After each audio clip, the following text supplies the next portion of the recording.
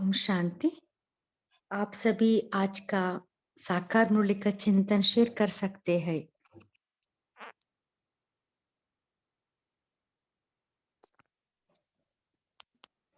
ओम शांति दीदी। ओम शांति, आज बोलिए। आज बाबा ने कहा निरंतर एक बाप की याद में रहने का पुरुषार्थ करो और यही है बेहद का सत्व प्रधान पुरुषार्थ। तो बाबा के लगातार एक बाप को ही याद करना है, उनका ही पुरुषार्थ करना है, यही सत्व प्रधान पुरुषार्थ है। ओम शांति दीदी। ओम शांति दीदी। बोलिए सिस्टर। हाँ, आज बाबा ने कहा कि ज्ञान की टिकलू टिकलू करना है, अविनाशी ज्ञान रत्नों। बाबा ने कहा अविनाशी ज्ञान रत्नों को ही धारण करना है। और बाबा ने कहा था अभी हम बेहद ससुर घर में बाबा ने आज बताया कि बेहद ससुर में घर में जाने की तैयारी कर रहे हैं और बेहद के पियर घर दो, एक ब्रह्मा बाबा और शिव बाबा उनके तन में आए हैं। और बाबा ने कहा था कि है ना, एक बाबा की याद में रहकर अपने आप को श्रेष्ठ बनाने का पुरुषार्थ करना है। बाबा ने कहा था ऐसा कोई काम नहीं करना जिससे बाप की निंदा कराए, गफलत नहीं करना है। हमको अपने ही पुरुषार्थ से पता चल जाएगा कि हम कैसा पद पाने वाले हैं। बाबा चेकिंग नहीं करेगा, चेकिंग हमें खुद को करनी है।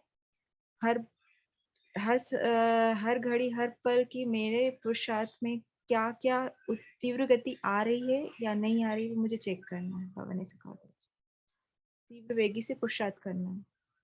जी दीदी। ओम शांति। थैंक यू बाबा।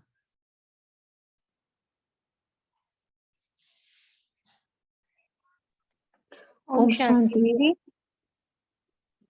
बोलिए सिस्टर। आज बाबा ने कि फालतू बातें नहीं करनी है, जरमुई झगमुई में नहीं रहना है और जो ऐसा करते हैं संग दोष से संभाल करनी है। और hear no evil, see no evil. ओम शांति। I have 3 questions, Didi. May I ask? हाँ जी सिस्टर, पूछिए। अच्छा, आज बाबा ने कहा ना कि स्वर्ग है तुम्हारा बेहद का ससुर घर। तो वो तो पता है कि ससुर घर है स्वर्ग, लेकिन बेहद का कैसे हुआ? क्योंकि वहां पे तो सारी सृष्टि के दुनिया के लोग वहां पर तो नहीं होएगी ना वो सब आत्माएं। फिर भी बाबा ने बेहद का ससुर घर क्यों कहा है? और इसके बाद में 2 more questions है।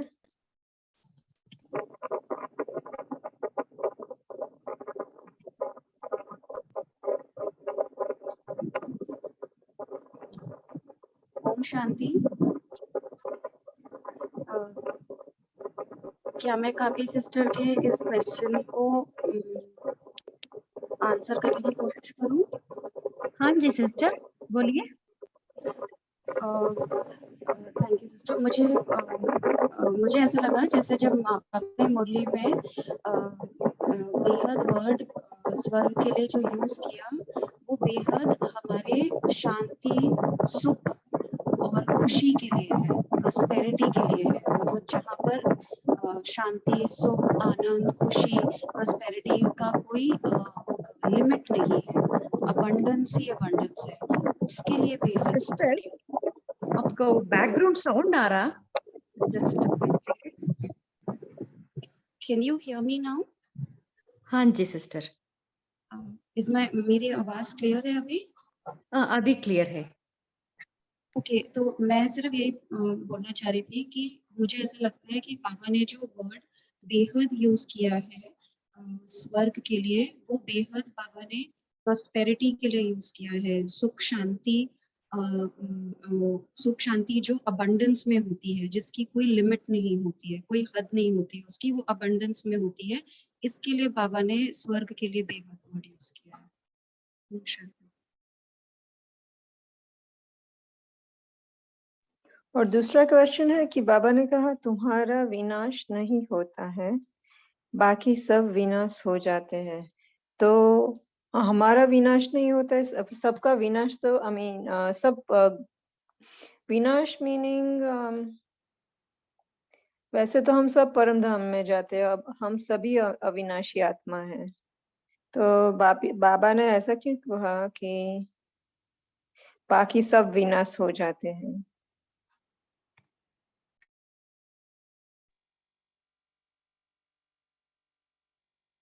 कोई इसके बारे में शेयर करना चाहते हैं?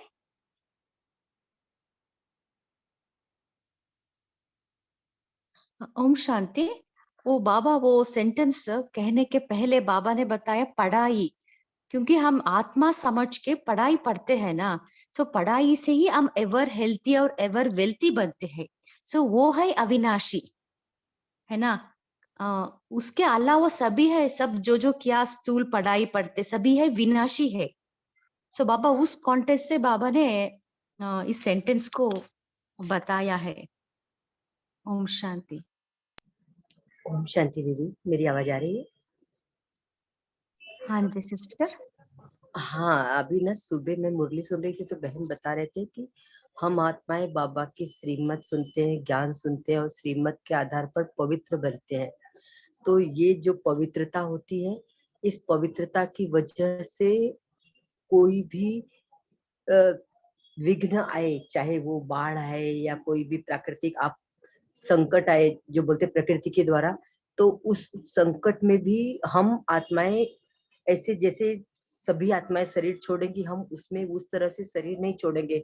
हम उस जो बाबा कहते हैं ना, अभी से अपने आप को प्रिपेयर करो, तैयार रहो, इच्छा मृत्यु का अपने, आप जब मृत्यु चाहो तब आपको मौत आए, डेथ आपकी तब हो। तो हम लोग अपने आप को अभी जो स्टेबल कर रहे हैं 5 स्वरूपों के 5 स्वरूप का जो अभ्यास करते हैं, निराकारी साकारी, इससे जब हम आत्मा स्टेबल हो जाती है तो हम कितना भी प्रॉब्लम आए पर हम अपनी इच्छा से अपना शरीर छोड़ेंगे, देह त्याग करेंगे। तो इसलिए हम आत्माएं अमर हैं। ओम शांति।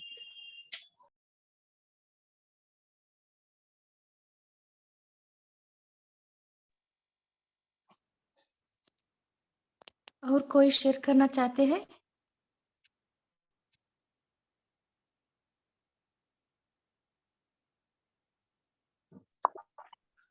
ओम शांति। बाबा ने मुरली के बीच में बोला है, फिर जब तुम अचल स्टेरियम बनते हो तो तुम जाकर के ऊपर किसी का चिंतन व इसका गुया अर्थ है अचल और स्टेरियम करके शब्द बोला है, तो उसमें किसी का चिंतन है, वो एक बात रखना चाह रहा था। और पूरा ज्ञान हो तो पूरा पुरुषार्थ करे तब खुशी का पारा चढ़े, तो ज्ञान और पुरुषार्थ खुशी से करे। तो इधर बाबा का पूरा ज्ञान का भावार्थ क्या है और पूरा पुरुषार्थ का भाव क्या है, और आप लोग पूरा पुरुषार्थ किस समझ कर रहे हैं, उसमें आप लोगों से मैं पूछना चाह रहा था, आप लोगों का अनुभव। और तीसरा, नंबरवार पुरुषार्थ अनुसार पद पाएंगे, हर एक अपने पुरुषार्थ के रिजल्ट देखते चलो, तो हम कितने पुरुषार्थ करते हैं, तो आप लोग अपने पुरुषार्थ का रिजल्ट कैसे चेक करते हैं, सेल्फ रिफ्लेक्ट करना हो। ये 3 बात मैं आप लोगों से जानना चाह रहा हूँ। शुक्रिया। ओम शांति।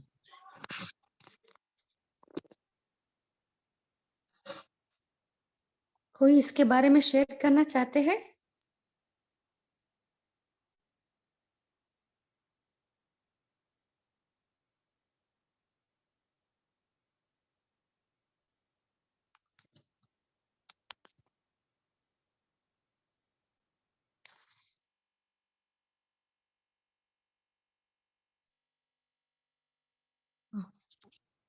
ओम शांति। आज की मुरली में बाबा यादगार में फर्स्ट दिलवाड़ा मंदिर भी बताया है, क्योंकि दिलवाड़ा मंदिर में वो मूर्ति है ना, वो कुछ ना कुछ डिफेक्ट रहती है ना। सो अब जब हम पुरुषार्थ करते रहते ना कुछ हम हमारे में कमी कमजोरी रहता है। सो जब हम बाबा के याद से श्रीमत फॉलो करने से, बाबा जो बताते हैं ना, पढ़ाई अच्छा पढ़ने के बाद क्या होता है, हमारा बुद्धि तमो से रजो प्रधान से सतो अंत में सतो प्रधान बनती है। ओके ना। तब क्या होता है, आत्मा का तीसरा नेत्र, बाबा बहुत मुरलियों में बताते हैं, आत्मा का तीसरा नेत्र संपूर्ण रीति से खुला होता है। जब संपूर्ण रीति खुला होता है तब आत्मा वो अतीन्द्रिय सुख को पाती है। इवन वो कल का ये आया था ना प्रकाशमाणी दादी जी का, उस 15 पॉइंट्स में एक पॉइंट भी है, जब आत्मा वही है स्टेज, जब तीसरा नेत्र खुली होती है, आत्मा वो समर्थ स्थिति को प्राप्त होती है, कोई भी हलचल नहीं, अचल बन जाती है, उसको ही अंगत समान स्थिति बोलते हैं। ओम शांति। सो इसके लिए बाबा वो अचलगढ़ का भी एग्जाम्पल दिया है। सो दिलवाड़ा पुरुषार्थ का स्टेज, बाद में हम अचलगढ़, वो है हमारा यादगार। ओम शांति। ओम शांति सिस्टर, आप गुरु शिखर भी समझा दीजिए। बाबा ने आज परमधाम को गुरु शिखर बोला है, जैसे आपने अभी दिलवाड़ा और अचल बताया, तो गुरु शिखर का क्या है हिस्ट्री? सिस्टर, इस मुरली में बाबा ने गुरु शिखर, वो बाबा का ऊंचा स्थान है ना। सो क्या है, जब अचलगढ़ माना, जब हमारा स्थिर हो जाती है हमारा मन, कोई, क्योंकि वही एक समर्थ स्थिति बन जाती है, कोई विकल्प नहीं, कोई व्यर्थ नहीं, उसके बाद ही हम गुरु शिखर समान ऊंचा वो स्थान प्राप्त कर सकते हैं। सो अभी तो ये बाबा का यादगार है, बाद में हमारा यादगार बन जाती है। इसके लिए आज बाबा ने इतना अच्छा से एक्सप्लेन किया है। माता, वो जो माता, क्योंकि मेजॉरिटी हम माता ही है ना, सो बाबा इसके लिए बता रहे माता ही है शक्ति अवतार, एक सेना, क्योंकि अंत में एक शिव शक्ति सेना और पांडव सेना वो रेडी होती है ना, इसके लिए हम पुरुषार्थ कर रहे। इवन अंत में बाबा बताए ना, गोपी लाइक अतीन्द्र सुख पूछना है तो गोपी वल्लभ, लाइक वल्लभ का गोपियों से पूछो, माना कौन है, हम ही है जो गोपी बनते हैं, उसी बाबा का ही प्यार में खो जाते हैं, वही एक अंतिम स्थिति है। और एक भाई जी ने एक क्वेश्चन पूछा था, लाइक हम कैसे पता चलेगा हमारा पुरुषार्थ या स्थिति, क्योंकि वो क्या है, जितना हम पुरुषार्थ करते जाते हैं हमारा बुद्धि न स्वच्छ बनती जाती है, तब बाबा से ही हम एनर्जी है ना उसको प्राप्त करके एकाग्रता से हमारा पाप कर्म विकर्म विकर्म क्या क्या जो है ना, वो विनाश होती जाती है। वो क्या है उसका, लाइक जितना हम लाइट फील करते हैं ना, इजीली हम बाबा से कनेक्टेड हो जाते हैं, हम इजीली कुछ भी आए तो हम we can able to face it boldly. So ऐसे एक समर्थ स्थिति प्राप्त होती जाती है। सो उस परसेंटेज के अनुसार हमें मालूम होता है हमारा पुरुषार्थ कहाँ है, हम और क्या, like till what range, till कितना हम वो फास्ट से जाना पड़ेगा, वो हमें अपने आप मालूम हो जाता है। इसके लिए बाबा ने दिव्य बुद्धि दिया है।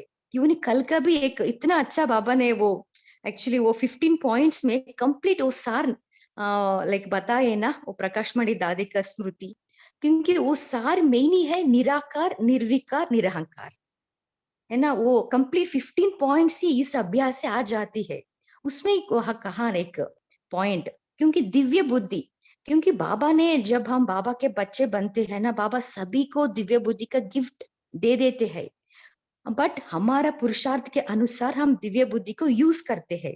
जब अंत के समय में हमारा दिव्य बुद्धि इतना क्लैरिटी हो जाती है, वो श्रीमत के अनुसार ही ऑटोमेटिक चलती रहती है। ओम शांति।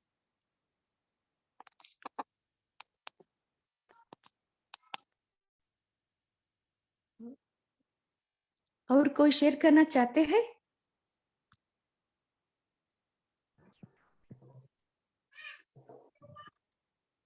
ओम शांति। जैसे कि बाबा ने आज के मुरली में कहा ना कि भले पुरुषार्थ के लिए बाबा ने हमें टाइम दिया है, तो ऐसे सब समझते हैं कि बाबा ने टाइम दिया है, क्योंकि बाबा क्योंकि कई बार हमें भी संकल्प आता था मुरली सुनते सुनते कि बाबा अभी तो जीवन बहुत बिजी हो गया, लेकिन मुरली सुनने के बाद ऐसा लगा कि नहीं, बाबा स्वयं बोल रहा है कि बाबा ने हमें टाइम दिया।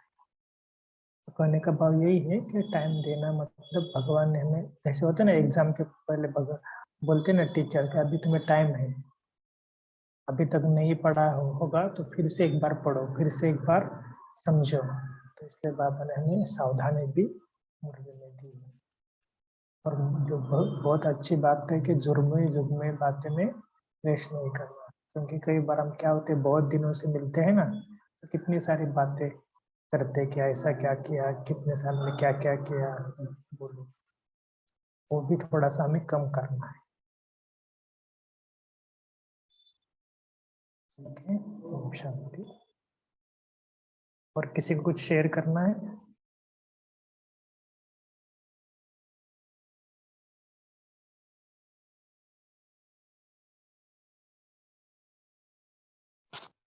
ओम शांति। बाबा ने ये बीच में मुरली में उस समय हाहाकार हो जाता है, अर्थक्वेक आदि हुआ होगा करके बाबा ने 2500 साल बाद जब सतयुग त्रेता कंप्लीट होता है तो द्वापर स्टार्ट होता है, तो बाबा ने इसमें हुआ होगा मतलब एक प्रकार से गेस करके बोला हुआ है, लेकिन आदि अर्थक्वेक हुआ है नहीं बोला है। तो इसका भावार्थ क्या है, मतलब इसमें कुछ और भी हमको एनालिसिस करना होता है, या जैसे पवित्रता नहीं होने के बाद जब सृष्टि परिवर्तन हुआ था, एक बड़ा सा भूकंप आया करके हम एनालिसिस करते हैं, लेकिन बाबा इधर कंफर्म नहीं कर रहे हैं, लेकिन पॉसिबिलिटीज बोल रहे हैं। तो इसका कुछ कोई अर्थ हो सकता है, बाबा क्या इशारा कर रहे होंगे इधर?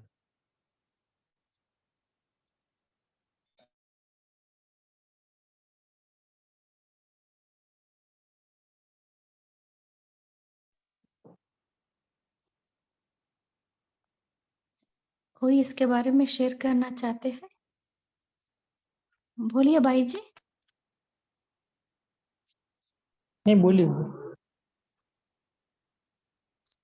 एक्चुअली देखो कि हमने कई बार देखा भी है कि कोई भी स्थान जब पवित्र होता है ना, जैसे भुज में भी देखो भूकंप हुआ, लेकिन वहां पर भी ब्रह्मा कुमारी आश्रम को कुछ नहीं हुआ।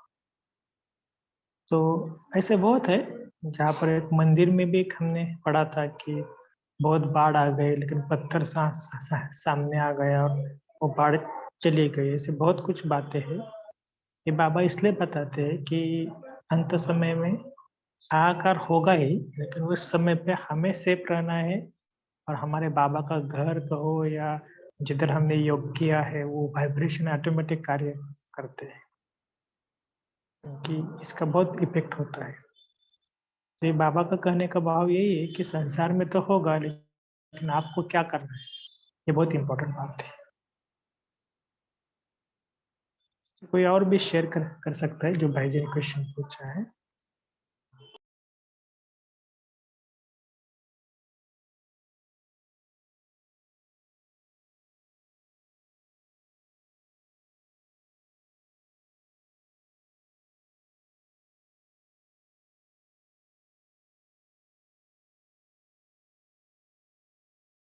ब्रदर, ऐसा सुना है कि जो नंबर 1 आत्मा है ना, वो जब ये विकार में जाते हैं तभी भूकंप हुआ था, ऐसा सुना है। द्वापर बिगिन होता है तभी।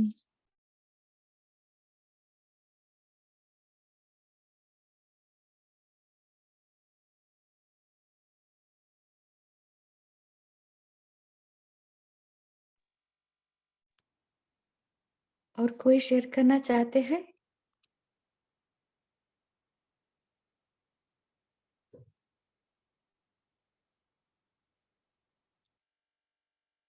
अभी समय भी हो रहा है, हम बाबा के याद में बैठेंगे। हाँ। भाई जी वो स्क्रीन शेयर कीजिए।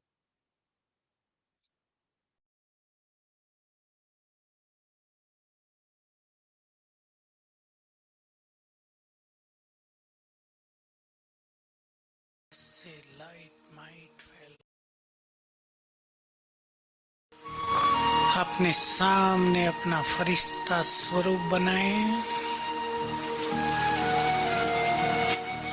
प्रकाश का शरीर, मस्तक में चमक रही है आत्मा। अंग अंग से लाइट माइट फैल रही है।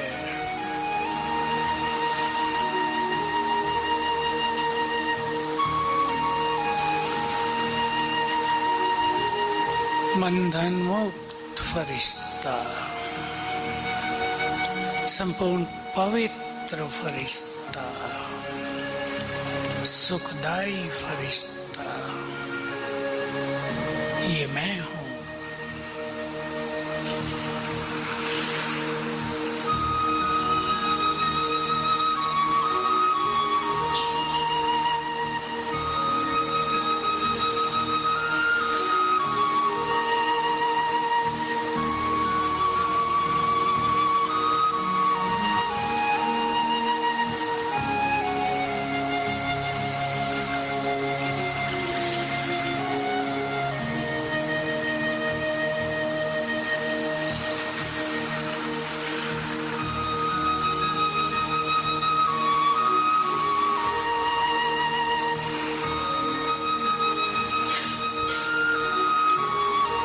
मैं फरिश्ता यहाँ से उड़ चला सूक्ष्म लोक। देखें अपने को आकाश के ऊपर,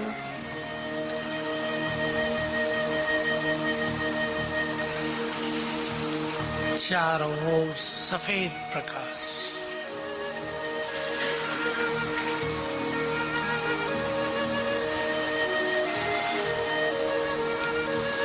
वाइब्रेशंस में परम आनंद।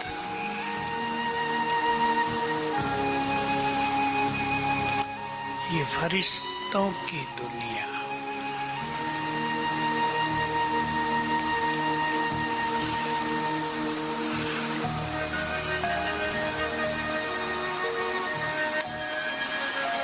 सामने बाप दादा खड़े हैं।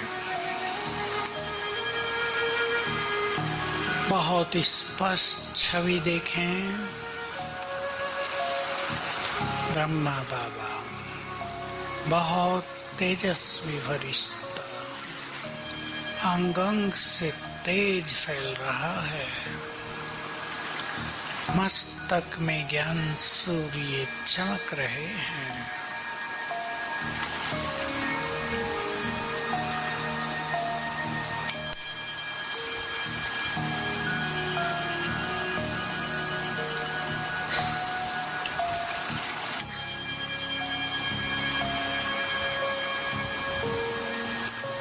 बाबा दृष्टि दे रहे हैं।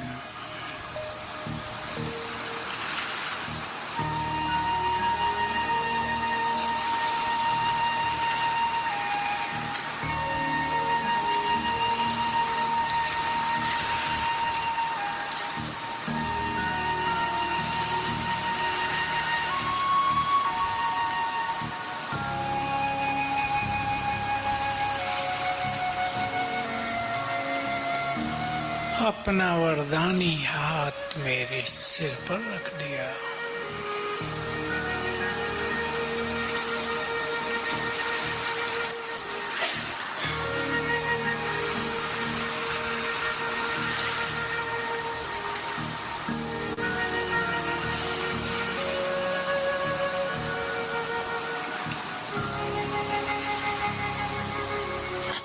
उनके हाथ से बहुत सुखद वाइब्रेशंस मुझ में समाने लगे।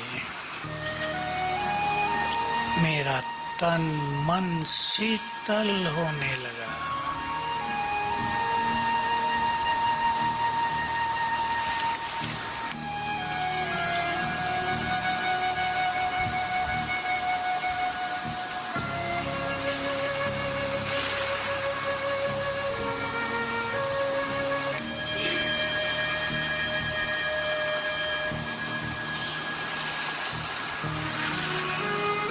मस्तक पर तिलक लगाया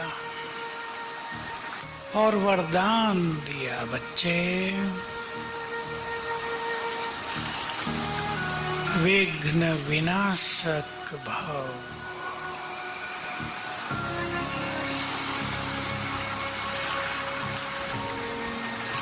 सफलता मूर्त भव।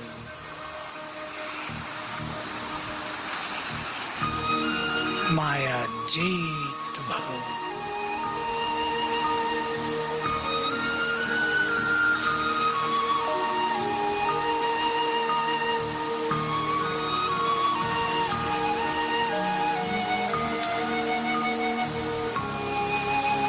और याद दिलाया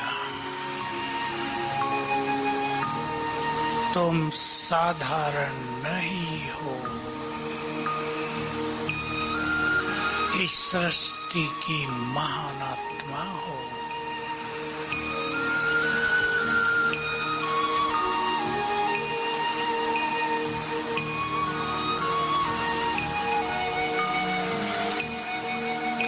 मैंने तुम्हें वरदान दे दिया है, तुम विघ्न विनाशक हो। तुम्हें सभी के विघ्नों को हरना है।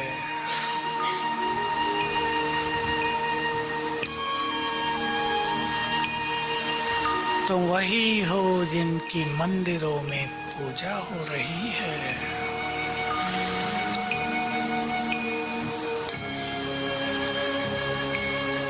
तुम कल्प कल्प के विजयी रतन हो। तुम इस जहान के नूर हो, मास्टर ज्ञान सूर्य हो। तुम्हारी किरणों से माया के कीटाणु नष्ट हो रहे हैं।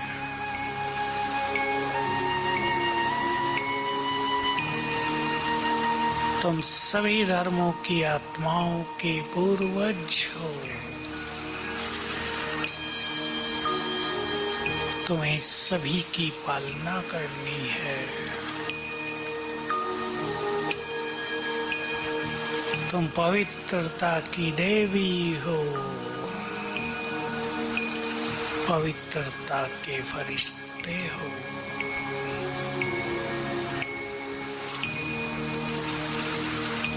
दृष्टि दे रहे हैं।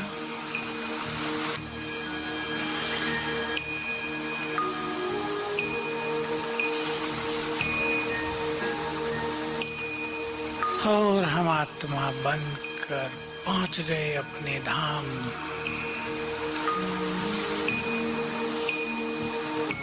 ये शांति धाम, यहाँ चारों ओर स्वीट साइलेंस।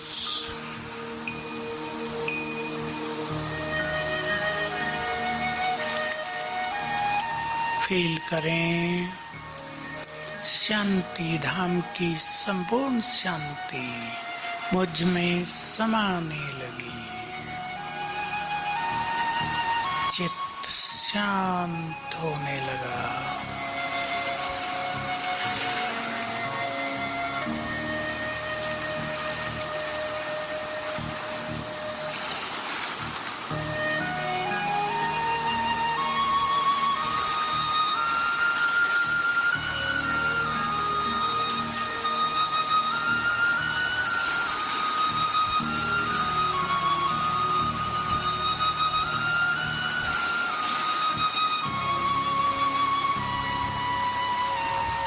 ऊपर हैं ज्ञान सूर्य शिव बाबा। उनकी किरणें मुझ में समा रही हैं।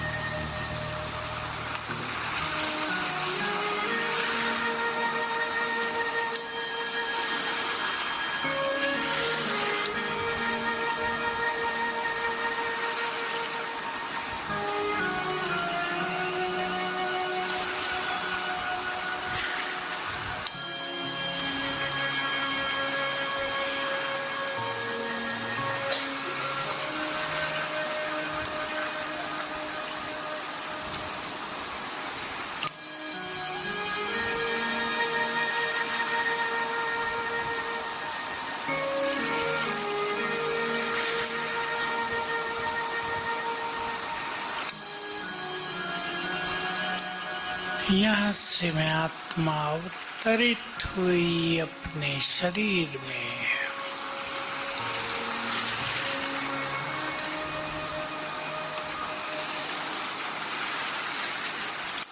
मैं ग्लोब के ऊपर विराजमान,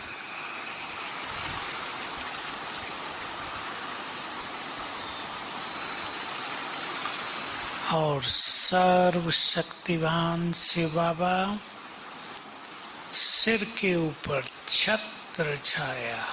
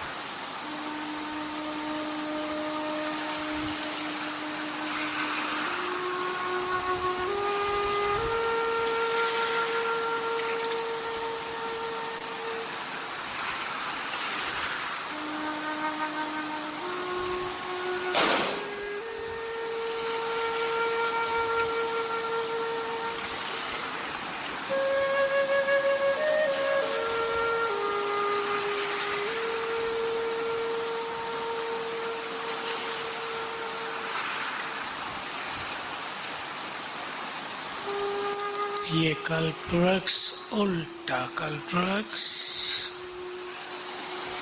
मैं फरिश्ता ऊपर इसकी जड़ों में विराजमान।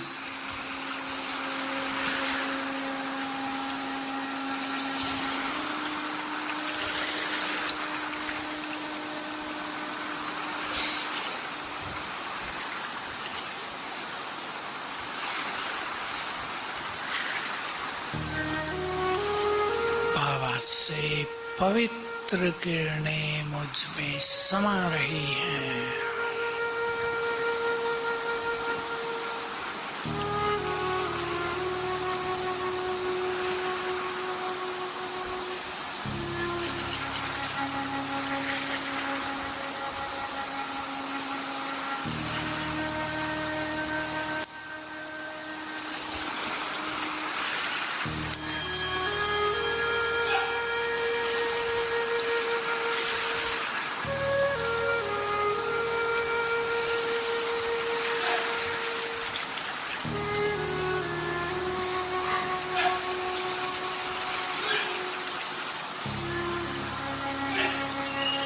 अब बाबा की ये पवित्र किरणें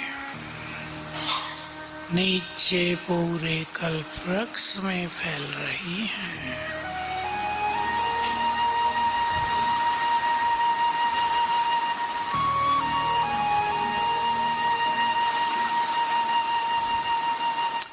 सभी धर्मों की आत्माओं को पवित्र वाइब्रेशंस मिल रहे हैं।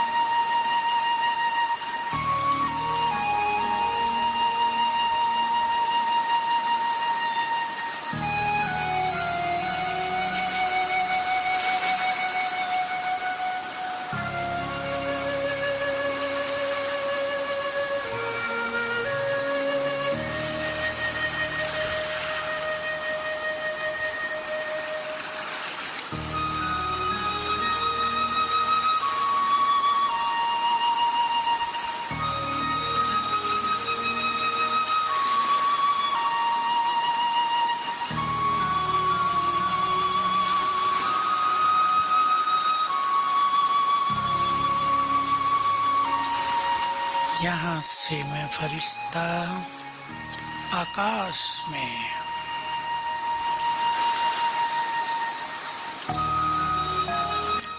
प्रकृति का मालिक,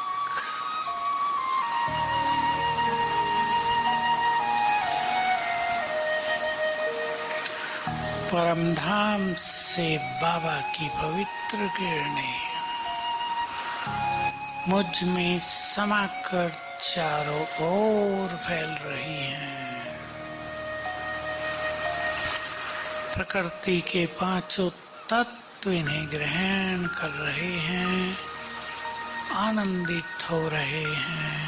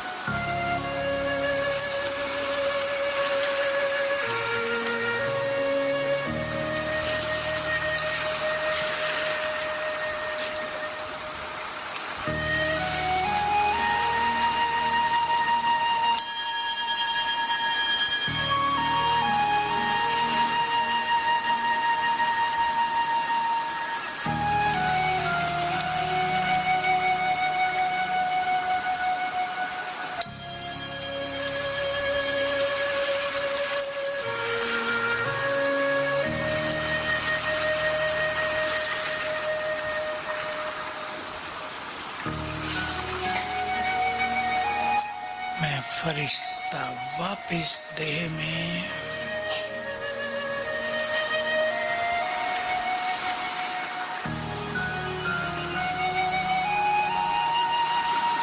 इस सृष्टि को श्रेष्ठ वाइब्रेशंस देने के लिए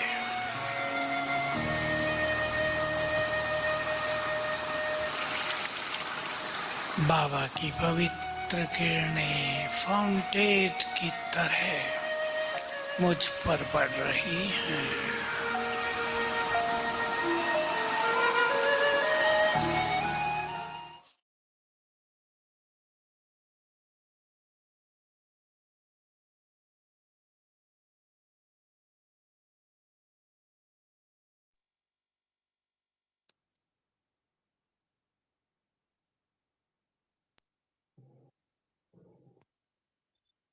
ओम शांति।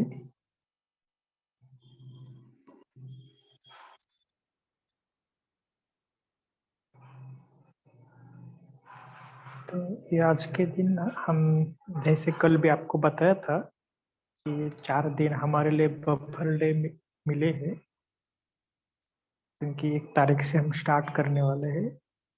थोड़ा इसके लिए ये दिए बफर डे, क्योंकि थोड़ा सा ब्रेक कहो या बफर डे कहो, क्योंकि हमें एक नया संकल्प लेना है, तो हमें कुछ तो चिंतन करना चाहिए। इसके लिए थोड़ा ये ब्रेक है।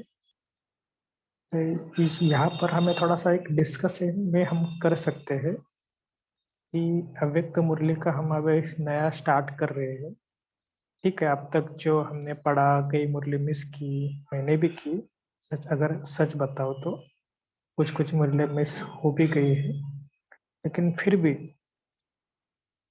अगर कुछ आपको इस नया सीजन में, आने वाले सीजन में आपको क्या करना है, कुछ प्लान बनाना, एकांत में बैठकर मुझे क्या क्या चिंतन करना है, अव्यक्त मुरली का सिर्फ ऐसे नहीं कि जूम में आकर ये सिर्फ रीड करना है, आपको सारी गाइडलाइन इधर ना तैयार करनी है।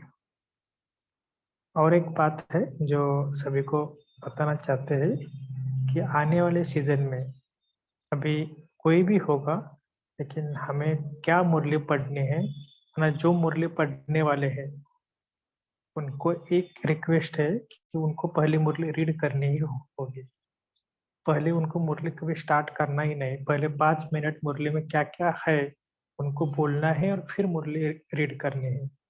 ये हमने भी कंपल्शन किया है, क्योंकि बिना मुरली रीडिंग के आप मुरली रीड नहीं कर सकते। और दूसरी बात है कि ज्ञान में कम से कम 2 साल में आपका होना चाहिए, और वो भी पूरी धारणा।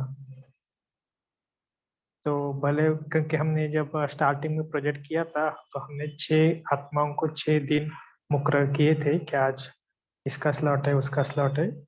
उसी तरह अभी तो संख्या बहुत बढ़ गई है, तो अभी भी नाम जो है तो हम नाम भी दे सकते हैं कि 1 तारीख से कौन कौन मुरली पढ़ने वाले हैं, लेकिन उसके लिए हम पूरा उनके गाइडलाइन भी उनको दे देंगे कि कैसी मुरली पढ़नी है।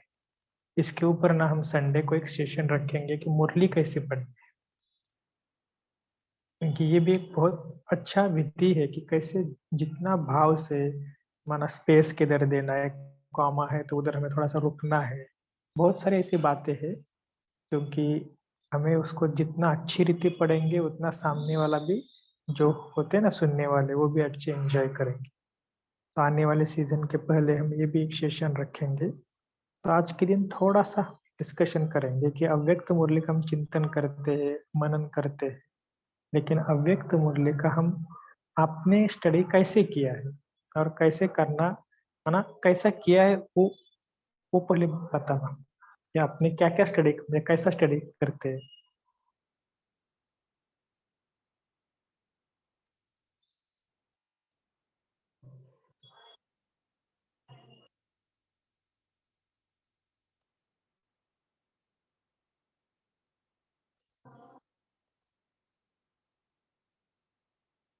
आवाज सभी को आ रही है ना शायद? आ रही है भाई।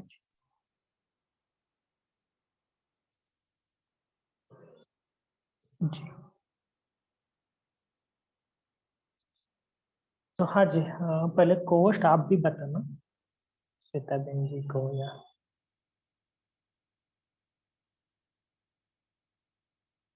क्योंकि बाकी सभी को भी इसका अनुभव होगा। क्योंकि देखो, अव्यक्त मुरली के सिवाय आप देखेंगे ना तो कोई भी महावाक्य कहो, बोल कहो, तो अव्यक्त मुरली के बाबा के बोल की, ऐसे आज के भी बाबा ने मुरली में कहा ना कि कितने जुर्मे जुर्मे के बातें हम करते हैं, लेकिन भगवान के जो महावाक्य है इसमें कितनी ताकत है। जी श्वेता। जी, ओम शांति बाई जी। हमने शुरू में एटलीस्ट 2 साल 3 साल तक हम जब मुरली पढ़ना होता है, नहीं तो भी हम पढ़ लेते, पहले ही पढ़ लेते हैं। सो जब हमारा टर्न होता है, तब हम 2-3 टाइम उस मुरली को पढ़ चुके होते हैं। क्योंकि आपको पता है मुझे उतना हिंदी नहीं आता, इसलिए मैं ज़्यादा उसमें टाइम देना पड़ता है। सो अच्छे से पढ़ना होता है। सो मैं पहले ऐसे ही करती थी, बहुत अच्छे से, धीरे से और ओपनली। ठीक है, बाबा मेरा सामने है और मैं पढ़ रही हूँ। मैं ऐसे पढ़ती हूँ, मैं नहीं पढ़ रही हूँ, बाबा मुझे सुना रहे हैं मुरली। ठीक है, और बीच-बीच में कहाँ मुझे समझ में नहीं आया, तभी बाबा का साथ पूछ लेती हूँ, बाबा इसका मीनिंग क्या है? उसका भावार्थ क्या है? मुझे धीरे-धीरे पढ़ने से उसका लिंक, मुरली का लिंक समझ में आता है और भावार्थ भी समझ में आता है। इन बिटवीन मुझे समझ में नहीं आया तो मैं बाबा से पूछ लेती हूँ। ठीक है, नहीं तो क्या करती हूँ, एक टाइम पूरा मुरली रीड करने के बाद उसका चिंतन करती हूँ। उसका चिंतन के साथ कैसे करती, मैं सूक्ष्मतन में जाकर के बाबा का सम्मुख ही चिंतन करती हूँ। ठीक है, बाबा ये बात कही ऐसे करके उसका चिंतन लिखती हूँ, पॉइंट वाइज लिखती हूँ। ठीक है, और उस पॉइंट को मैं मेरा जीवन में कहाँ अप्लाई करना है, कब कब अप्लाई करना है, उसका थोड़ा रफ आइडिया मैं बुद्धि में रख लेती हूँ। ठीक है, सो मैं क्या करती हूँ, पहले स्टार्टिंग में मेरा काम ही मुरली पढ़ना और कुछ नहीं, मैं सब काम को बाजू में रखा है, क्योंकि मुझे इतना अ, बाबा ने टाइम दिया है अभी, बाबा का नॉलेज को पहले समझ में आए। ठीक है, इसलिए भगवान मिला है, उससे बड़ा प्राप्ति और कुछ भी नहीं, उसके सामने और कुछ मुझे क्या है, अम, मेरे लिए कुछ भी नहीं है। ठीक है, सो मेरा काम ही क्या है, मुरली का ही रिवाइज करना, बार बार पढ़ना, उसका चिंतन करना और उसको अप्लाई करने के लिए मैं क्या क्या पुरुषार्थ करना है। ठीक है, मैं जब वो बाबा ने जो पॉइंट्स बताते ना, उसका अनुसार एप्लीकेशन करती हूँ, और नहीं हुआ तो भी फिर से उसको इमीडिएट चेंज करती नहीं, बाबा आज इस मुरली में ये कहा है, मुझे ये ही करना है। सो अंदर ही अंदर मेरा पुरुषार्थ चलता रहता है। लेकिन मुझे तब मैं नया आया है ज्ञान में, फिर भी थोड़ा टाइम लगा मुझे, क्योंकि जब हम भूल जाते हैं ना पॉइंट्स, तब हमारा साथ गलती हो जाता है।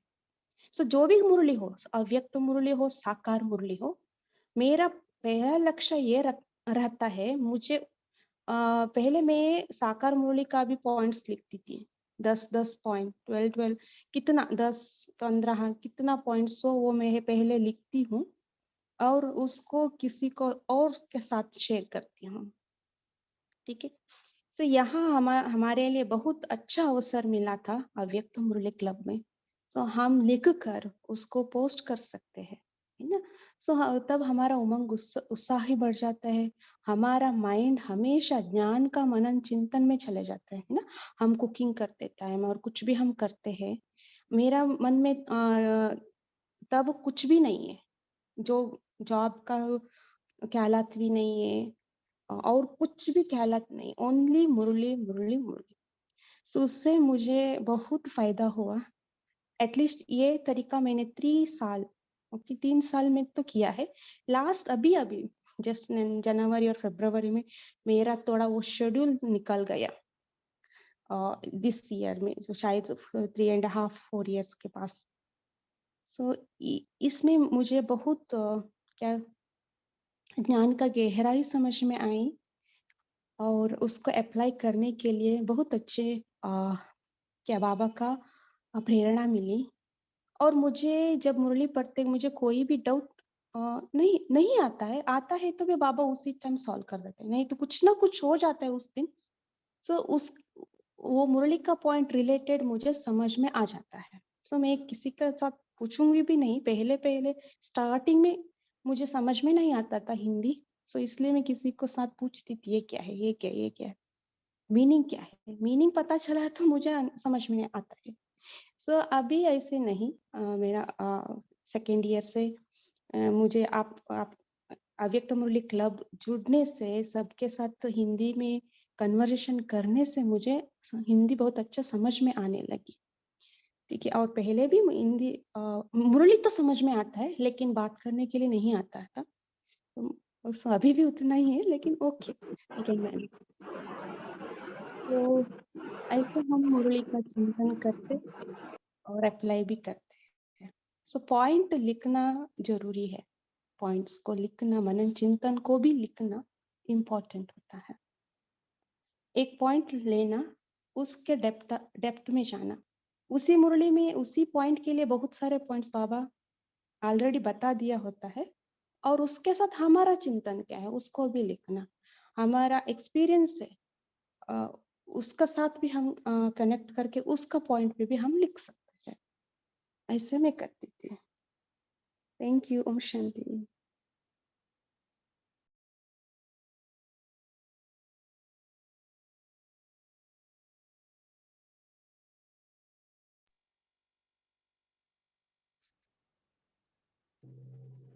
जी। और कोई बताएंगे?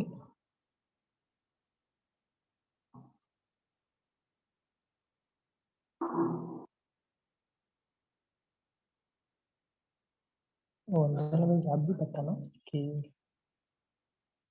कैसे आप करते हैं, और मुरली का रीडिंग भी कैसे करना है ये भी थोड़ा सा आप बताना।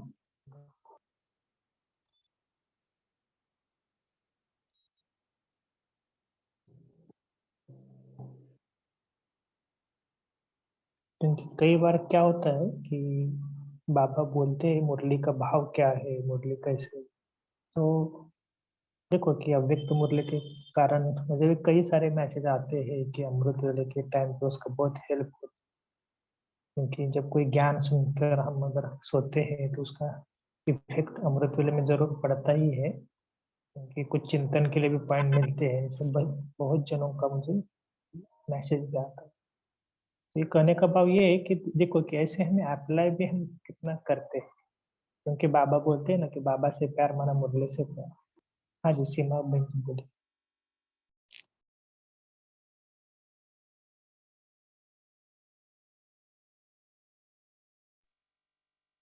जी सीमा बहन जी, अनु बहन जी कुछ बोलना चाहते हैं?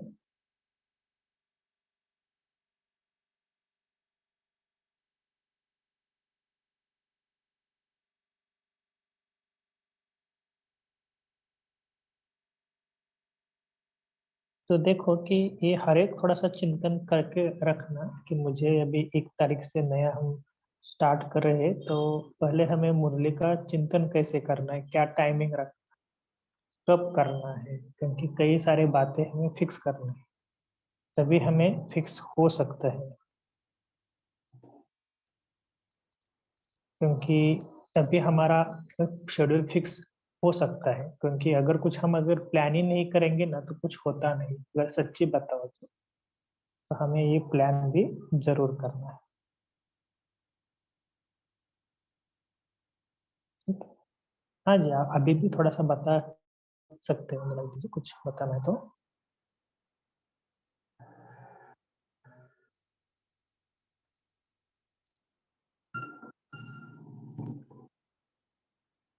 और कल तो हमारे साथ प्रफुल्ल भाई जी आने वाले हैं, तो किसी को अगर कुछ बोलना है, कुछ अगर उनको क्वेश्चन पूछना है तो क्वेश्चन भी पूछ सकते हैं, क्योंकि उन्होंने आज मुझे लगता है आज सुबह भी उन्होंने काफी इंटरेक्टिव सेशन लिया।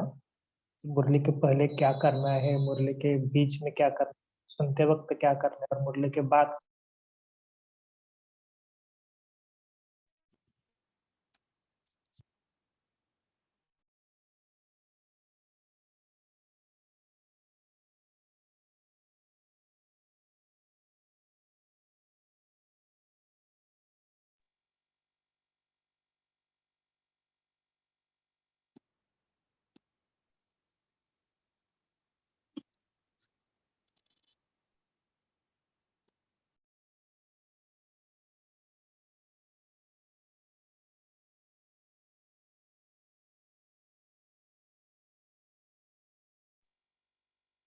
पद्मा बहन आप बोल रहे थे क्या? आपका माइक अनम्यूट था, बोलिए। आप शेयर कीजिए सिस्टर, बाद में मैं करूंगी।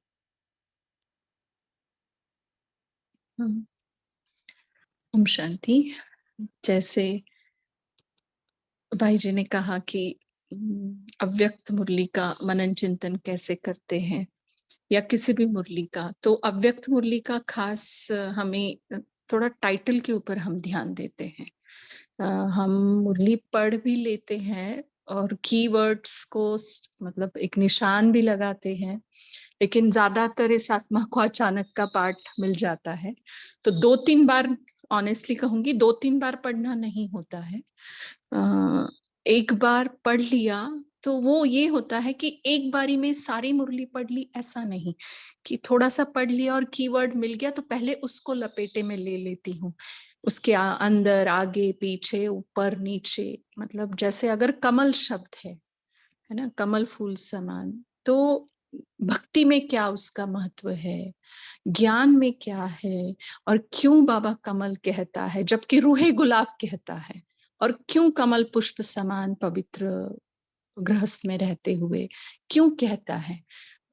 तो माना गृहस्थी एक कीचड़ है, कितना भी तुम निकलना चाहो निकल नहीं सकते, बट वहीं रहकर तुम्हें करना है ना? तो ये सारी बातों को मतलब भक्ति के साथ जरूर जोड़ती हूँ, ताकि समझने में जितना मुझे पता है भक्ति के इसका, उसके साथ जरूर जोड़ती हूँ, क्योंकि की है भक्ति, और फिर भक्ति ज्ञान और मेरा प्रैक्टिकल जीवन, कहाँ पर ये चीजों का संगम हो रहा है ना? और कहाँ तक वो संगम थोड़ा सा कॉर्डियल है, बहुत मुश्किल वाला नहीं है, वो करने का प्रयास करती हूँ। कहाँ? बुद्धि में ही और टाइटल में। क्योंकि मुरली का टाइटल निकाला है, तो पूरे वाक्यों में उसी टाइटल को क्यों निकाला है, तो उसको मैं पहले ये कर लेती हूँ। तो फिर क्या होता है, ऐसा लगता है कि पूरी मुरली का सार मैंने पी लिया है। जैसे तपस्या का प्रत्यक्ष फल खुशी। अब तपस्या के उस मुरली में बाबा ने तपस्या की बहुत सारी डेफिनेशन दी है, बट खुशी को क्यों हाईलाइट किया? मौज, तपस्या का प्रत्यक्ष फल मौज क्यों नहीं बोला? जबकि अधिकारी बना देती है, राजा बनाती है, सारी आवश्यकताएं पूर्ण करती है, सफलता की सहज अनुभूति होती है, नाचना बोलता है, मैं तेरी तू मेरा, इसको सच्ची तपस्या कहा जाता है, राज्य भाग्य प्राप्त होता है, सब बोला, बट टाइटल में खुशी क्यों बोला? क्योंकि बाबा कहते हैं ना कि सब कुछ चला जाए बच्चे, बट खुशी नहीं जाए। भले तुम नाच ना सको, बट खुशी नहीं जानी चाहिए। तो टाइटल के ऊपर मेरा थोड़ा ज्यादा झुकाव कहो या ध्यान कहो या मनन चिंतन कहो, वो रहता है। क्योंकि सार में ही हम कभी भी अव्यक्त मुरली का टाइटल अगर हम देखें ना, तो वो सार स्वरूप होता है एकदम, है ना? तो तपस्या का प्रत्यक्ष फल खुशी। अब इसमें देखो तपस्या भी आ गया, प्रत्यक्ष फल भी आ गया और खुशी भी आ गई। तो तपस्या माना क्या, प्रत्यक्ष फल माना क्या और खुशी माना क्या? तीन शब्दों को अगर हम जोड़े तो पूरी मुरली जुड़ जाती है ना? तो मेरा थोड़ा उसके ऊपर ध्यान रहता है ज्यादातर, क्योंकि मैं फिर पूछती हूँ कौन सी मुरली है आज, या कोई और भी पढ़ने वाला है। और दूसरा, अगर टाइम देता है ड्रामा और कहूंगी समय, तो मुरली पढ़ती हूँ तो जोर से पढ़ती हूँ, आवाज से। जोर से माना चिल्ला चिल्ला के, कि सुन सकूं, मैं ही सुन सकूं अपनी आवाज में, और मुझे वो अच्छी लगे। कि जैसे भाई जी ने कहा कि कहाँ पॉजेस देने हैं, ये हमें देखना है, कहाँ लाइन कंप्लीट हो रही है, कहाँ कॉमा है, कहाँ क्वेश्चन मार्क है। तो हमारे बोलने में भी वो सुनने वालों को भासना आए कि यहाँ कॉमा है शायद, है ना?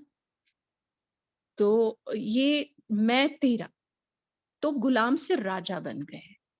तो मैं तेरा के बाद एक एक्सक्लेमेटरी मार्क है, तो हमें वो लग रहा है क्या?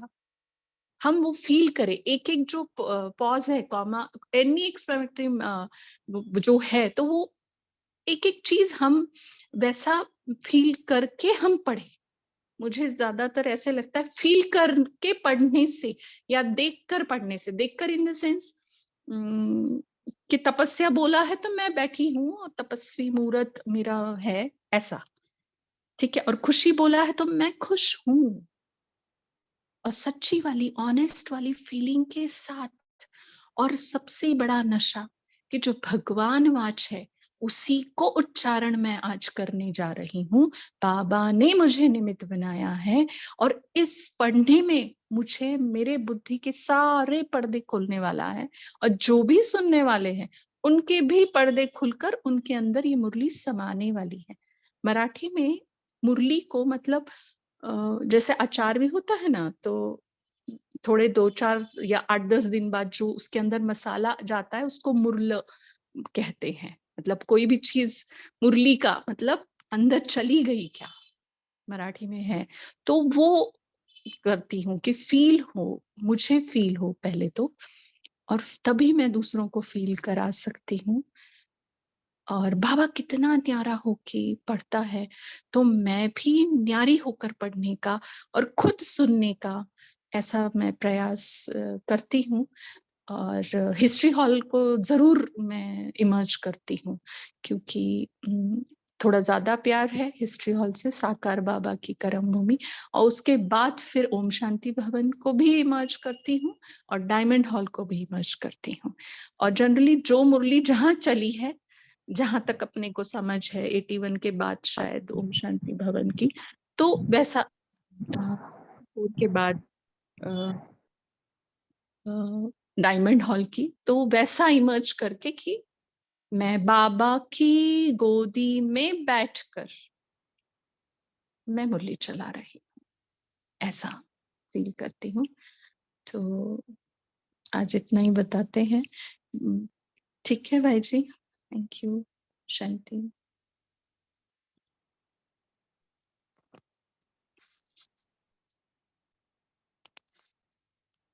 ओम शांति। मैं भी ऑलमोस्ट 2 साल से इस अव्यक्त मुरली क्लब में जुड़ी हूँ। इससे बहुत फायदा हुआ, थैंक्स टू बाबा and thanks to the team. इतना अच्छा एक प्लेटफॉर्म दिया है। क्योंकि मुझे पहले वो लैकिंग था, साकार मुरली पढ़ती थी बट कुछ ना कुछ वो लैकिंग अनुभव करती थी। मुझे उतना हिंदी नहीं आती है एक्चुअली। यहाँ ज्वाइन होने के बाद ही मुझे लाइक हिंदी का कुछ थोड़ा बहुत सीखी हूँ मैं। बाद में लाइक ज्वाइन होने के बाद भी एक बाबा का मुरली समझ में आ गई। मैं भी पहले 2-3 बार पढ़ती थी क्योंकि हिंदी का बहुत मुझे वर्ड्स डिफिकल्ट था। डिक्शनरी को फॉलो करके कुछ ना कुछ वो करके like I used to understand Murli. So बाद में मुझे वो सार निकालने का भी एक बाबा ने एक चांस दिया, उससे भी मुझे बहुत फायदा हुआ। इससे क्या हुआ, मुझे वो व्यर्थ से बचने लगी मैं। वो ज्ञान का सुख मिला मुझे, क्योंकि Baba is a great teacher and Baba is psychotherapist, psychologist. वो क्योंकि हमें जानता है बाबा कैसे हमारा मन काम करती है, बुद्धि काम करती है, संस्कार। सो इसके लिए उनका मुरली भी बाबा पहले आप ऑब्जर्व किया होगा, फर्स्ट बाबा पहले हमको नशा चढ़ाते हैं, कुछ ना कुछ स्वमान, और अपने लाइक बाबा के समान हम बच्चों को भी ऊंचा स्थान बिठा के हम मन को नशा चढ़ाते हैं। बाद में बाबा बुद्धि के लिए धारणा का कुछ पॉइंट्स बताते हैं। बाद में बाबा जो पुराना संस्कार जो हमें विघ्न डालती है, उसके ऊपर बाबा फोकस डालते हैं। ऐसे the way of approach Baba is a really, उसको हम एंजॉय कर सकते हैं। बाबा इतना अच्छा हमें पढ़ाते हैं, शायद डेफिनेटली होल वर्ल्ड में ऐसा ग्रेट टीचर हमें नहीं मिलेगा। वो मुझे समझ में आ गया। वो इस एक्चुअली ये होने के बाद ही मैं भी स्टार्टिंग पहले 3-3 बार पढ़ती थी। वो एक फ्लो मिलता था, बाबा इतना अच्छा हम बच्चों को समझा रहे हैं ना। क्योंकि वो उससे भी मुझे बहुत फायदा हुआ। वो ज्ञान का सुख से होल डे वही एक नशा चढ़ा रहता था वो बाबा। क्योंकि जब भी उस पॉइंट को मैं उस सार को पढ़ती थी, नया नया पॉइंट्स मुझे इमर्ज में आती थी। So by the way of approach, क्योंकि हम मुरलियों से ही बाबा को समझ सकते हैं, बाबा कैसे बात करते हैं, उनका भाव क्या है, वो हमें इतना प्यार देते हैं, है ना, वो कैसे उनका चाहना एक्सप्रेस करते हैं, वो सब हम समझ सकते हैं। सो क्योंकि हम एक मनुष्य को समझने के लिए इतना प्रयास करते हैं ना, so this is the only chance हमें बाबा को समझने के लिए मिलता है। मुरलियों से ही हम समझ सकते हैं बाबा को, है ना, कैसे हमें इतना वो प्यार और वो सुख देता है बाबा। और ज्ञान से ही हमें सुख देता है, ज्ञान से ही हमें ब्लेसिंग करते हैं, है ना। वो सब जब जब हम मुरली पढ़ते थे ना, वो समझ में आती थी। जब भी मुझे कुछ डाउट्स आए तो बाबा को ही मैं पूछती थी। सो इसके लिए मैं एक्चुअली क्या करती थी, बाबा को पहले आह्वान करती थी, बाबा इज ए टीचर, सो बाबा आ जाओ, आप ही मुझे समझाओ ऐसा। सो बाद में वो जब मुरली पढ़ती थी ना, क्वेश्चन पूछती थी as if Baba is sitting next to me. So मुझे ऐसा वो एहसास होती थी, बाबा मेरे बाजू में ही बैठे हैं। सो एक एक क्वेश्चन का भी बाबा मुझे इतना अच्छे से एक्सप्लेन करते थे।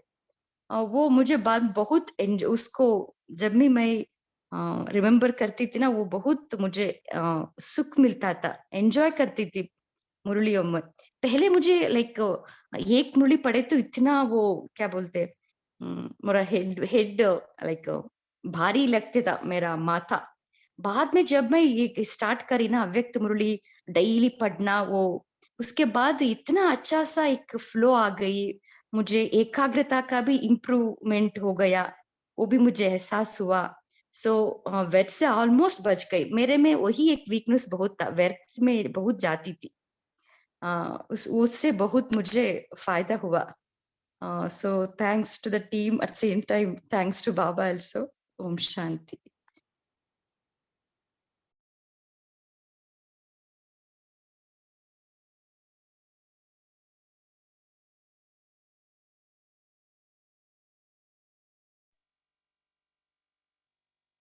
जी।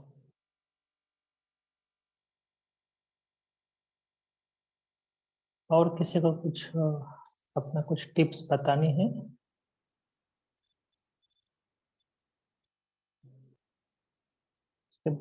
ग्रुप में ना आज सुबह भी जो डिस्कशन हुआ है ना, वो भी मैं भेजता हूँ, वो भी आप सभी जरूर सुनना।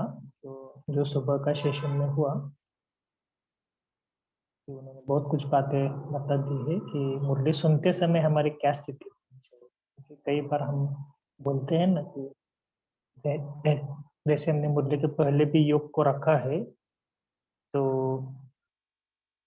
मुरली के पहले भी हमें क्या करना चाहिए, क्योंकि कई बार होता है ना सेंटर में मुरली के पहले योग रखते हैं, फिर मुरली पढ़ते हैं, उसके बाद योग रहता है, और सारे दिन भर में क्या क्या करना है, ये भी थोड़ा सा हमें उसके, ये भी हमें प्रॉपर अभी प्लानिंग में चलेंगे। अभी थोड़ा सा इस साल से मना, इस आने वाले मंथ से आपको भी पता है ना कि कुछ अपना कुछ ये बताना कि कुछ अपना प्रॉपर मैनेजमेंट करके उसको हम फॉलो करना, जो भी आपकी दिनचर्या है ना।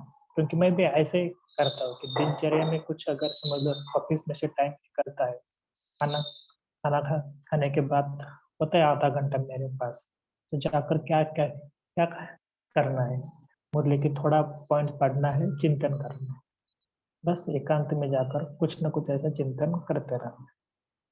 तो इससे क्या क्या होता है, एक तो मुरली का चिंतन भी बढ़ता है, और दूसरी बात ज्ञान को धारना भी बहुत अच्छी रीति से होती है। और सबसे इम्पोर्टेंट बात है कि जो बाबा बोलते हैं ना मगन अवस्था, उसको बहुत अच्छे में एंजॉय करते हैं।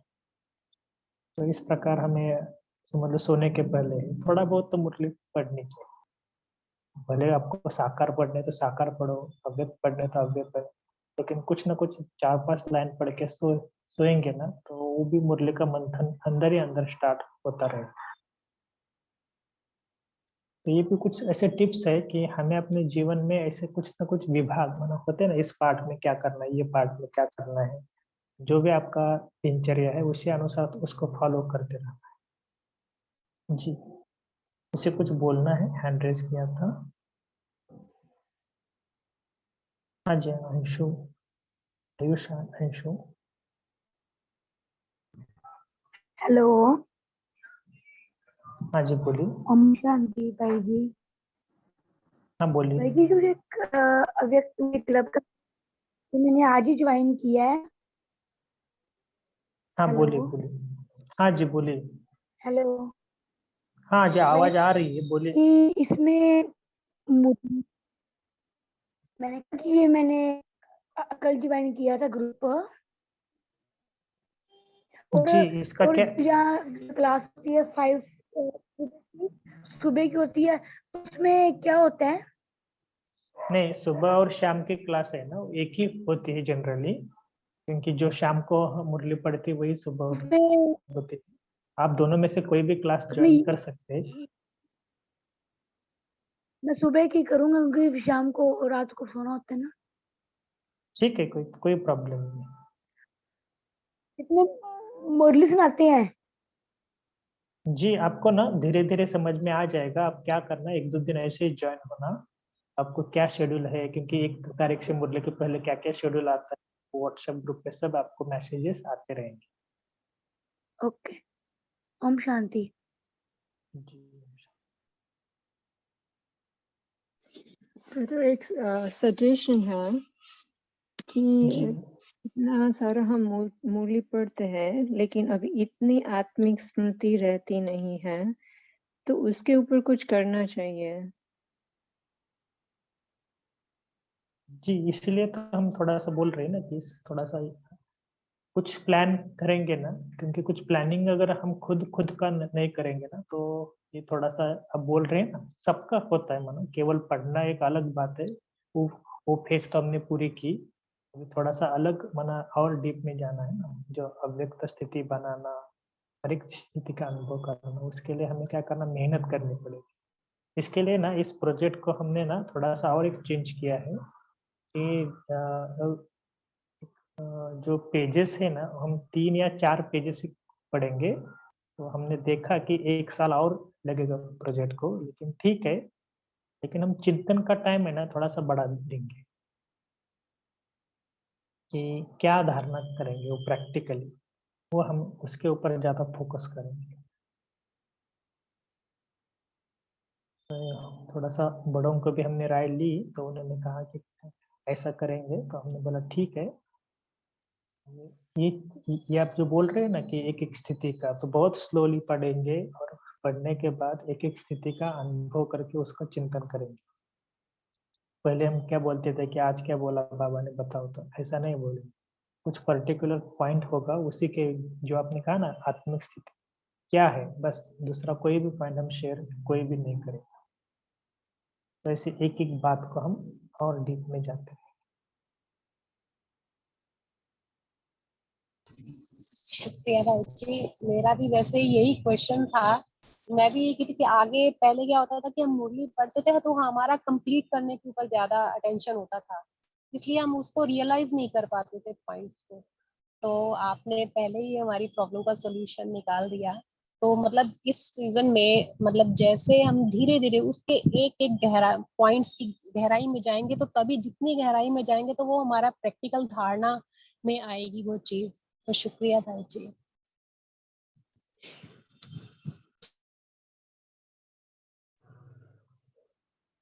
जी। इसके लिए ना कुछ हम ट्रेनिंग भी हम देंगे कि कुछ अगर समझ लो किसी को कुछ अगर प्रॉब्लम आ रहा है, पहले तो 2 बातें हैं कि पहली बात तो हमने ये बताई कि मुरली को रीडिंग कैसे करना है, क्या करना है। मुरली के पहले 5 मिनट आपको बोलना है कि आज की मुरली में क्या क्या, डायरेक्ट मुरली नहीं स्टार्ट करनी।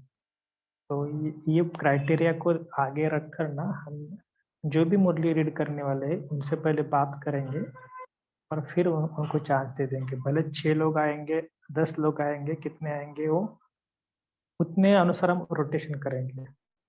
लेकिन जो पढ़ने वाला है उनके ऊपर भी हम थोड़ा-सा अटेंशन रखेंगे। ये क्योंकि पहले सीज़न में ठीक था, हमने थोड़ा-सा सबको चांस दे दिया।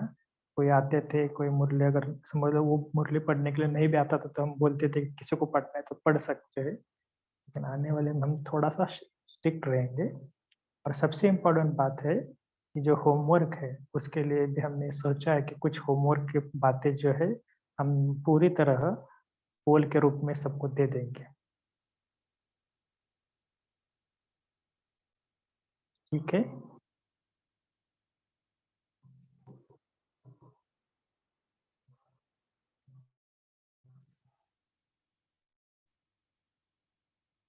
तो ये 2-3 दिन मिले ना, तो कल हम थोड़ा-सा क्या-क्या डिस्कस करेंगे ये भी आप जैसे कल प्रफुल्ल भाई आएँगे, तो प्रफुल्ल भाई थोड़ा-सा ग्रुप का क्या मोटो है इस ग्रुप का, क्योंकि अव्यक्त मुरली पढ़ना यही एक मोटो है और उसको पूरा चिंतन करना। और भी उन्होंने बताया कि क्या-क्या उन्होंने, क्योंकि उन्होंने राजू भाई से खुद आधा घंटा इस प्रोजेक्ट के बारे में बात किया था। वो भी आपको बताएँगे कि क्या-क्या उन्होंने बातें किया और सूरज भाई से भी कुछ बातें हुई है, तो उन्होंने क्या-क्या किया सब आपको शेयर करेंगे। और परसों भी कुछ ऐसा नया माना उन्होंने कुछ बताया है, शायद सैटरडे संडे 2 दिन आएँगे। तो आप भी थोड़ा-सा सभी जॉइन होना और सुनना कि क्या-क्या वो बताया। और किसी कुछ क्वेश्चन है तो मैंने उनको बोला कि आप थोड़ा-सा हम आपको भी कुछ अगर सजेशन या क्वेश्चन बोलना है तो डायरेक्टली उनको बता सकते। तो भाई जी, प्रफुल्ल भाई जी इवनिंग क्लास में ही आएंगे या मॉर्निंग में ये चलेगा सेशन? इवनिंग। जी, थैंक यू।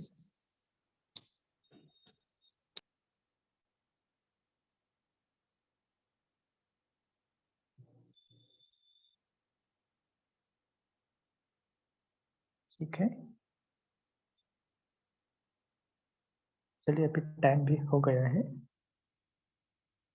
हम 2-3 मिनट प्यारे बाप दादा को आह्वान करते हैं कि जिन्होंने हमें बहुत अच्छा चांस दिया, बहुत अच्छा टाइम दे दिया हमें स्वयं की पढ़ाई के लिए, स्वयं के पुरुषार्थ के लिए। तो बाबा को सामने देखते हुए पूरी तरह एकाग्र हो जाओ।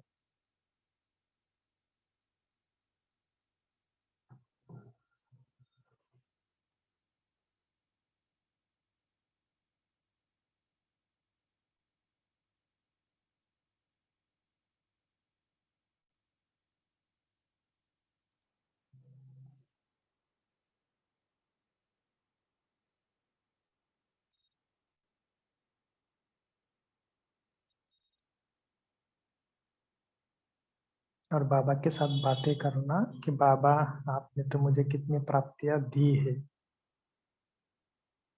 एक एक प्राप्ति को अभी सामने लाना। मुझे उठाता कौन है, मुझे खिलाता कौन है, सारे दिन भर में मेरे साथ कौन रहता है।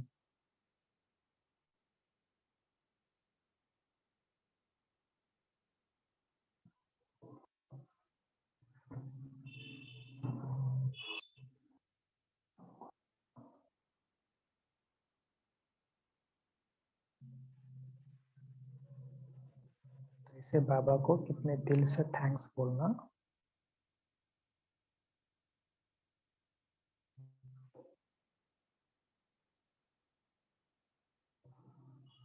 और जो साकार में आज जो मुरली पड़ी,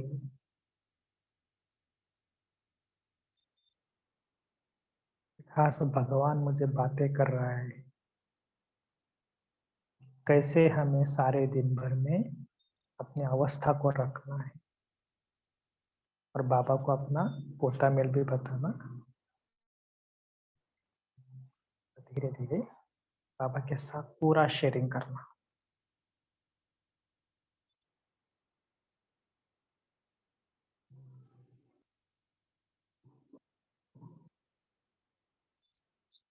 ओम शांति।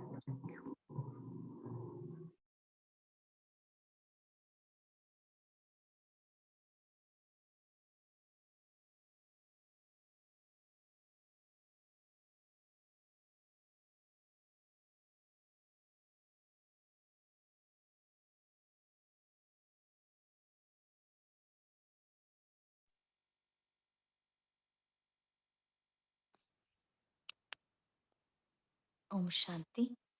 इस इवनिंग सेशन में जुड़ने के लिए आप सभी को थैंक्स। Good night.